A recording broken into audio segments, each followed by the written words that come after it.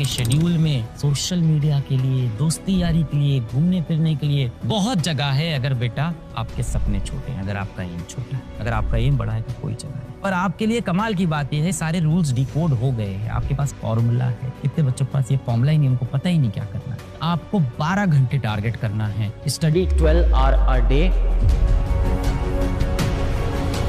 बेटा हफ्ते में दिन होते हैं 7 डेज इन वीक। इसमें से बेटा एक संडे तो आपको मिलता ही है, तो 1 तो संडे आपके पास है ही। तो मैं मान लेता हूं कि आप सुबह 6 AM उठे, कम से कम आप 7 आवर सोइए। 7 आवर आप सो गए। बेटा अभी भी रिमेनिंग कितना टाइम है आपके पास जीवन में? अभी भी रिमेनिंग कितना टाइम है आपके पास एक दिन में? 7 घंटे सो गए। बेटा अभी भी आपके पास रिमेनिंग 8 आवर है। अब इस 8 घंटे में से बेटा आपको 7 घंटे टारगेट करना है, थोड़ा डिफिकल्ट होगा। तो भाई क्या करेंगे, 7 घंटे हम कैसे बनाएंगे? 2 + 2 + 2 + 1 हम ऐसे बनाएंगे अपने 7 घंटे। 2 2 2 और 1। सर बहुत डिफिकल्ट चीजें बता रहे हो। तो बेटा कितने बच्चे सेलेक्ट होते हैं? 1.5%, 1%। ये सिलेक्शन है बेटा बच्चों का। फाइनली जाके IIT ले लो या नीट ले लो, 1.5% से ज्यादा सिलेक्शन नहीं है बेटा। अगर 100 में से 1 या 2 बच्चा सेलेक्ट हो रहा है तो जाहिर सी बात है जो प्रोसेस होगा वो बहुत केक वॉक तो होगा नहीं, बहुत आसान। ये सारे नियम कानून जो फॉलो करे और लास्ट में उसका पेपर वाले दिन किस्मत भी ठीक हो, भगवान भी साथ दे, वो जाके बेटा सिलेक्ट होता है। तो ये तो है बेटा, ये तो सच्चाई है। पर आपके लिए कमाल की बात ये है कि ये सारे रूल्स डिकोड हो गए हैं, आपके पास फॉर्मूला है। कितने बच्चों के पास ये फॉर्मूला ही नहीं, उनको पता ही नहीं क्या करना है। अब बेटा आपको 6 आवर और पढ़ने हैं, 6 आवर आपको और पढ़ने हैं, और आपके पास बच्चे कितने हैं? 8 आवर। तो बेटा आपको इसको 3 में डिवाइड कर देना है। तो 3 में डिवाइड करते हैं। 3 PM से पहले ले लेता हूँ 6 PM, फिर 6 PM से 9 PM, फिर उसके बाद 9 PM से ले लेंगे 11 PM, क्योंकि 11 बजे अपन सो गए हैं और सुबह अपने को 6 बजे उठना है। 7 घंटे की नींद देख रहे हैं। तो मैंने इस 6 घंटे के लिए इसको 3 स्लॉट में डिवाइड किया अपने बचे हुए दिन को। अब 3 से 6 कितना समय है बेटा आपके पास? 3 आवर्स। पढ़ेंगे कितना हम? 2। तो 2 आवर आउट ऑफ 3 पढ़ लिया यहाँ पे। फिर 6 से 9 कितना समय है? 3 आवर्स। कितना पढ़ेंगे बेटा फिर से? 2 आवर आउट ऑफ 3, यहाँ पे भी पढ़ लिया। फिर 9 से 11 कितना समय है इस बार? 2। इस बार पूरा 2 घंटे पढ़ना पड़ेगा। 2 आवर आउट ऑफ। अब मुझे पता है इन सब में आपको अपना खाना पीना सब मैनेज करना पड़ेगा। यानी अगर आप ध्यान से देखो तो आपके शेड्यूल में सोशल मीडिया के लिए, दोस्ती यारी के लिए, घूमने फिरने के लिए बहुत जगह है, अगर बेटा आपके सपने छोटे हैं, अगर आपका एम छोटा है। अगर आपका एम बड़ा है तो कोई जगह नहीं। इतना रिगरस शेड्यूल फॉलो करने के बाद 2 2 4 2 6 और 1 7, तब जाके बेटा आप 7 आवर स्टडी कर पाओगे। सोचो कितने बच्चे हैं जो स्कूल नहीं जा रहे हैं, नॉन अटेंडिंग है, वो तो बहुत खतरनाक पढ़ाई कर रहे होंगे। जो बच्चे स्कूल नहीं जाते ना, वो भी समय वेस्ट कर रहे होते हैं। तो ऐसा मत सोचो कि बहुत से बच्चे नॉन अटेंडिंग है वैसे ज्यादा। अगर आप 7 घंटे बेटा पढ़ ले जा रहे हो हफ्ते में 5 दिन, आप काफी क्लोज हो अपने सिलेक्शन। इस अप्रोच से, राइट अप्रोच से अगर अपना आप टाइम डिवाइड कर रहे हो, काफी क्लोज हो। अब जिस दिन आप स्कूल नहीं गए बेटा, उस दिन आपको 12 घंटे टारगेट करना है। Study 12 hour a day target करना होगा, 12 घंटे दिन भर। ये भी बेटा बहुत आसान हो जाएगा। अब इसके अंदर मैं बात करूं तो सबसे पहले आपको इसमें भी सोने का समय निकालना है। तो स्लीप आपकी कितनी होगी? मैं कहता हूं अब 8 घंटे सो लो। बेचारे 7-7 घंटे सोए हो, थके भी हो, परेशान भी हो, तो नींद में 1 घंटा एक्स्ट्रा ले लो, फायदा करेगा थोड़ा 1 घंटे ज्यादा। अभी भी बेटा आपके पास रिमेनिंग टाइम कितना है? अभी भी टाइम रिमेनिंग कितना है? दिन में होते हैं आपके पास 24 घंटे, आप 8 घंटे सो लिए बेटा, अभी भी रिमेनिंग टाइम आपके पास 16 आवर बचा है। आपको बेटा कितना पढ़ना है? 12 आवर पढ़ना है। तो 12 आवर अपन कैसे बनेगा? 2 + 2 + 2 + 2 + 2। 2 2 4 2 6 2 8 2 10 और 2 12, 3 में डिवाइड कर ले, इजी हो जाएगा। तो 12 आवर को मैं डिवाइड कर देता हूँ कि मुझे 12 आवर पढ़ना है, मतलब 3 + 3 + 3 + 3।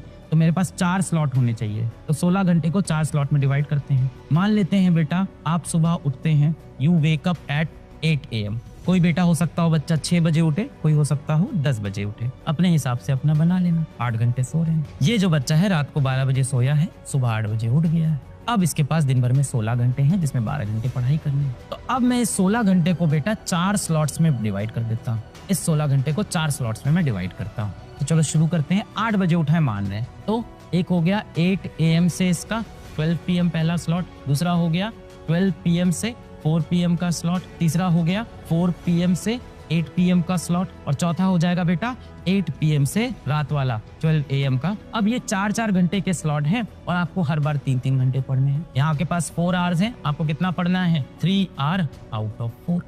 यहाँ भी बेटा सेम 3 आवर आउट ऑफ 4। इस तरह से करते करते आप 4 स्लॉट में 3-3 घंटे की पढ़ाई कर सकते हो।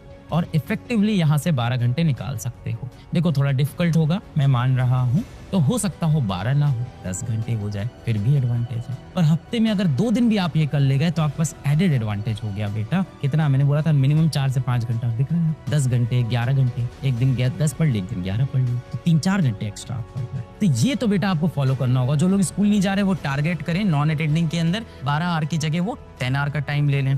10 आवर में क्या करना होगा बेटा, यहीं पे आपको 2-2 घंटे पढ़ने होंगे, 4-4 घंटे में, ऐसे डिवाइड करना होगा। बहुत से बच्चे अब ये कहते हैं कि हम नोट्स नहीं बनाएंगे, क्यों, हमें तो टीचर के पूरे PDF नोट्स मिल जाते हैं, हम क्यों नोट्स बनाएं, हम तो वही क्लास आराम से देखेंगे। बेटा आप पढ़ाई करने आए हो, मूवी देखने नहीं आए हो। मूवी नहीं चल रही कि आप बैठे हो आराम से और टीचर पढ़ा रहा है। आपको कलम घिसनी पड़ेगी, हाथ चलाना पड़ेगा बेटा, नोट्स बनाने पड़ेंगे। आप नोट्स के अंदर बेटा सेल्फ अपने नोट्स बनाने बहुत जरूरी है। हैंड रिटन खुद के नोट्स बनाएं बेटा, हैंड रिटन सेल्फ नोट्स। आप अपने नोट्स लेक्चर के दौरान जरूर बनाएं।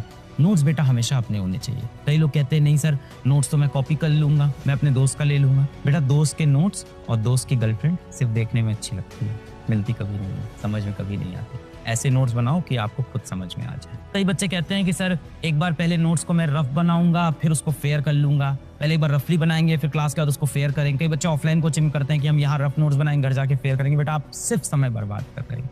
IIT के एग्जाम में आपकी हैंड राइटिंग के नंबर नहीं मिलते थैंकफुली, ना ही नीट के एग्जाम में। तो आपके पिताजी चाहे आपको कितना डांटें कि कचरे जैसी राइटिंग है, कूड़े जैसा लिखता है, तुम्हारे अक्षर एकदम गंदे लगते हैं, कोई फर्क नहीं पड़ता बेटा। आपका IIT नीट का एग्जाम तब भी निकल सकता है, आप डॉक्टर बन सकते हो, IIT बन सकते हो। तो जितने भी लोगों की गंदी बुरी हैंड राइटिंग है, हम सब जीत सकते हैं। कोई बच्चा चाहे गाँव में रहता हो या किसी मेट्रो सिटी में रहता हो, कोई बच्चे के पापा बहुत बड़े बिजनेसमैन हो या किसी बस्ती के अंदर छोटा सा ठेला लगाते हो, सभी तरह का बच्चा तैयारी शुरू कर देता है IIT या नीट की। 2019 में बेटा मेडिकल की तैयारी भारत में 15 लाख बच्चे करते थे। 15 लाख बच्चे मेडिकल एंट्रेंस एग्जाम देते और कहीं ना कहीं कह सकते हो तैयारी करते थे, पर कहने उसमें से सिर्फ टॉप के 1.5 से 2 लाख बच्चे थे जो किसी भी कोचिंग जाके ट्यूशन जाके पढ़ाई करते।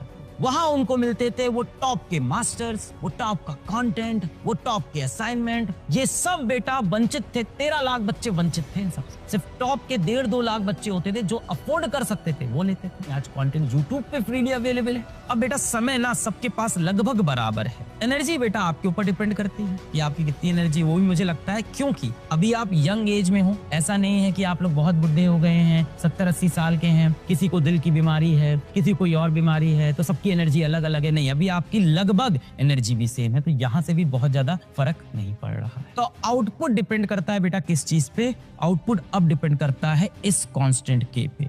ये आपको और आपका इंटेंट है, ये आपका इंटेंट है। आपका इंटेंट जितना ज्यादा होगा आउटपुट उतना ज्यादा, और आपका इंटेंट जितना नेगेटिव होगा आउटपुट उतना नेगेटिव। कंटेंट बेटा सबके पास बराबर है, फिर भी सारा बच्चा सेलेक्ट नहीं हो रहा है। एनर्जी भी लगभग सबकी बराबर है, सब यंग उम्र के बच्चे हैं। समय भाई कुछ लोग स्कूल जाते हैं, कुछ नहीं। स्कूल जाने वाले बच्चे भी बहुत सेलेक्ट होते हैं, बहुत से बच्चे होते हैं रेगुलर स्कूल वाले सेलेक्ट। डिपेंड करता है बेटा ये कांस्टेंट आपका इंटेंट। और बेटा आपका इंटेंट ये भी समझ लो, जितना नेगेटिव होगा, जितने ज्यादा आप काम चोरी करोगे, आउटपुट बेटा उतना नेगेटिव भी आने लगेगा। आउटपुट आप समझ रहे हो ना, सिलेक्शन होना ना होना और जीवन का फ्यूचर।